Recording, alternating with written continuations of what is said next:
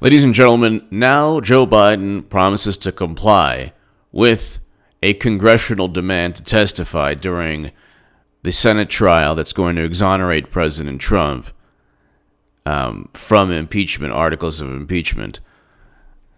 So now, this is according to Business Insider. On Saturday morning, Biden walked back his comments and said he wanted to clarify his original statement to the Register.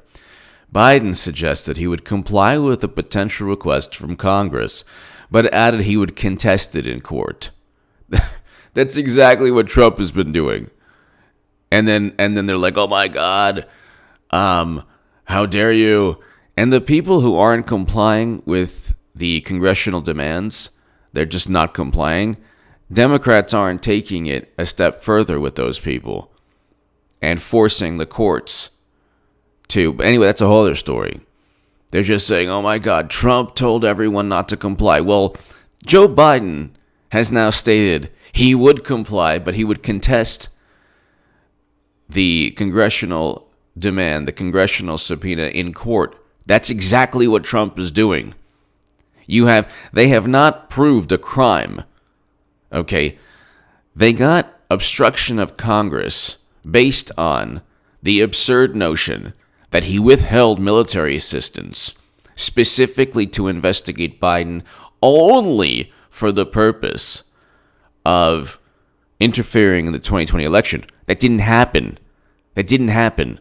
President Obama withheld military assistance numerous times for various reasons. Throughout his presidents withhold military assistance all the time. The only difference is that with Trump, Democrats have a neuroses in terms of election interference that never happened. How does she win the popular vote, but Russia interfered in the election by forcing Debbie Wasserman Schultz to resign? But anyway, they have yet to prove, aside from a timeline that they consider proof. So when cash flows to Clinton Foundation amid Russian uranium deal, don't worry about the timeline. It never happened. 85 donors give $156 million to the Clinton Foundation and then miraculously meet with Secretary Clinton. Don't worry about that timeline. You can't put two and two together. But Trump withheld military assistance. And the only reason was to interfere in the election. It wasn't corruption. It wasn't to ensure that the country got the military assistance and not corrupt officials or oligarchs. Because that's exactly what Trump was saying. That's the reasoning. Democrats don't believe that. They don't say, well, there's no way that Trump withheld military assistance just because of corruption. Well, and then in the same breath, they say, Biden fired that prosecutor only because of corruption. He wasn't looking into corruption enough. Well, number one, how can you prove that firing that prosecutor is U.S. foreign policy? What, because other people in other countries agreed with Biden? That's the rebuttal. It was widely known among diplomats, and even there were Senate Republicans that wanted that prosecutor gone. So what? There are diplomats and Senate Republicans who want lots of foreign policy objectives. They agree on foreign policy here and there. So what? Where is the official document? Or where is President Obama saying, yes, that was official U.S. foreign policy? Notice how President Obama doesn't defend Biden. Why not? He was in charge of crafting U.S. foreign policy. The president is, not the vice president. And initially, if you hear the video, or if you hear the recording, well, if you hear Biden speak and watch him speak in front of the Council on Foreign Relations, he says initially the Ukrainians pushed back. They said, you don't have the authority. They did not want to fire the prosecutor Shokin. They did not want to fire their own prosecutor because the vice president of another country told them to do so. They did not want to. And he said, you're not getting the $1 billion in loan guarantees. Go call the president. He'll back me up. I think that's verbatim the words that he used. Go call the president. He'll back me up. He implicated President Obama in all of this, but of course, media will not, will never demand President Obama weigh in on this. The only thing President Obama communicates nowadays is through Politico the fact that he would intervene if Bernie Sanders ever got close to the nomination. So anybody who was thinking this isn't all for Clinton, just the other day, check out H.A. Goodman's other channel. Clinton 2020 is a reality. Get ready for 8 years of Trump. I wrote that in 2017. The article is below the Huffington Post article I wrote. Trump just dared Madam Secretary to run.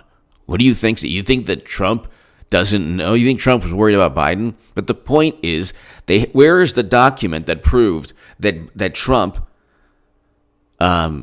withheld military assistance because he was afraid of Biden and wanted to interfere in the election? Why would an investigation of Burisma, who was funneling millions of dollars to his son, which was the major conflict of interest there, why would that interfere in the election if this was so nonsensical and irrational?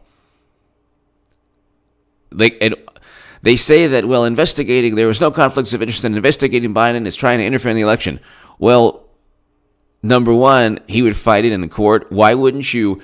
Now Biden is saying he'll fight it in court. He doesn't want to testify. He'll comply with the congressional subpoena, but he will fight it in court, which means that he doesn't want to testify. He will not comply. But so don't you want to clear your name? And this is Biden. Oh, he's going after my son. Well, don't you want to protect and defend your family and your honor and your name? I would have no problem if I was Biden going to the Senate, going to a court, going to trial, and saying, no. I never did what he was talking. I never did what Trump was talking about. Yeah, my son was on the board of Burisma. So what? I never. But he doesn't want to do that.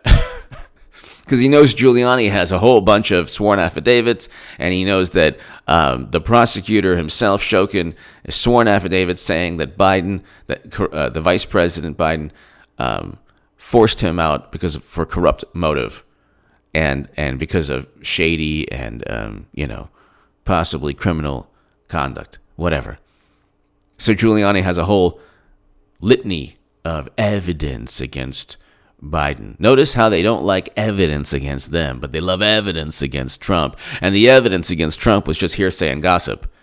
You had 5 diplomats, none of whom had direct knowledge that Trump withheld military assistance only to interfere in the election by investigating Biden. None of them admitted to or acknowledged the conflicts of interest with Biden. Actually, some of them didn't even know that they existed.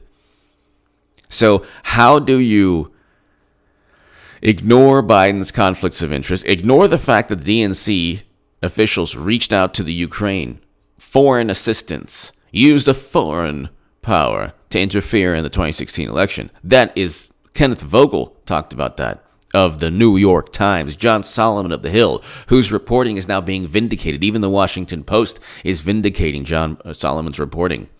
Said the IG report vindicated one of his major claims. Well, of course, there was never any doubt that John Solomon was a brilliant reporter, journalist.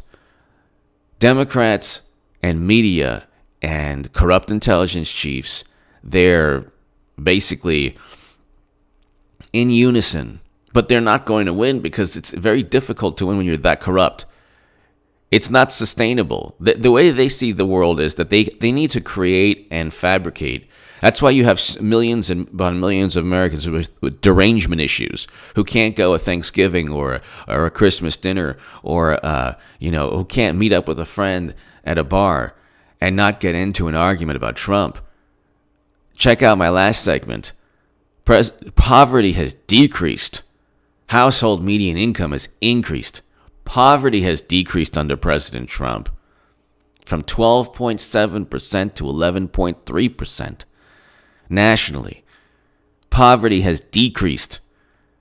The unemployment is at a record low, with poverty decreasing and the stock market hitting record highs.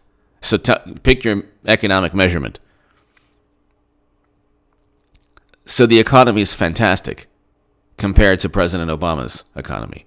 And don't say, well, that this is still Obama's economy because Bush started the bailouts. So which one is it?